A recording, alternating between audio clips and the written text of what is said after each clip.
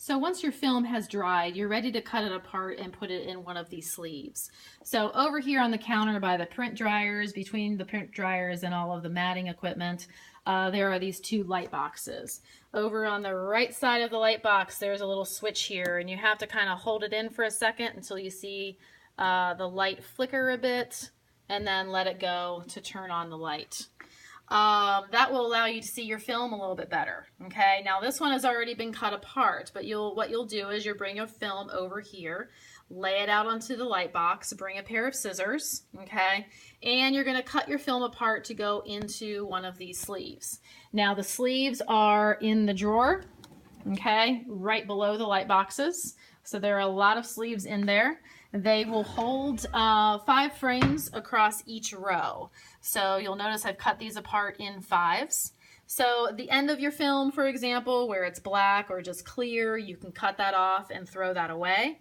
And then you're going to count them out in 5s. Now, as you can see, there's a very small space between each of the frames. So you want to make sure you're doing this on the light box so you can see exactly where you're cutting. Okay.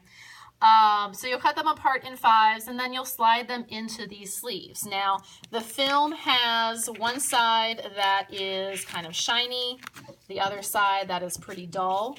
Okay. Let me turn the light box off, actually, so you can see that a little bit better.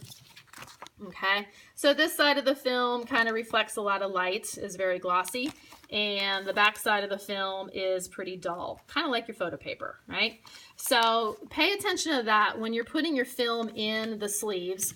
You want to make sure they're all going the same direction. So this kind of has a front with a text on it. I'm going to put the shiny side, the glossy side, facing up.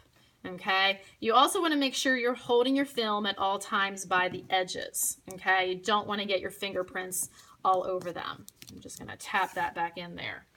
Let me turn this back on because I also want to show you that there are also numbers below each of the frames. Okay, so you want to make sure that your numbers, when you're putting them in there, the numbers are all going across the bottom. Okay, I don't have any that are upside down. I also don't have any that are backwards. As I flip that over, now you can see my numbers are backwards. Okay, so all the numbers are facing the correct direction and they're all going across the bottom. The reason you want to do it that way is because you will keep your film in the sleeve to do your contact sheet, which is the next step.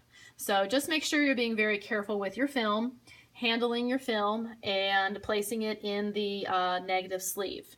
I do want to let you know, though, you want to make sure that your film is completely dry before you put it into one of these sleeves, because if it's not, it will kind of get stuck in there. Okay, so when you think your film is dry, run your fingers down it, kind of like you did when you're squeegeeing. Just be real gentle, but run your fingers down it, and if it feels sticky at all, that means it's not dry.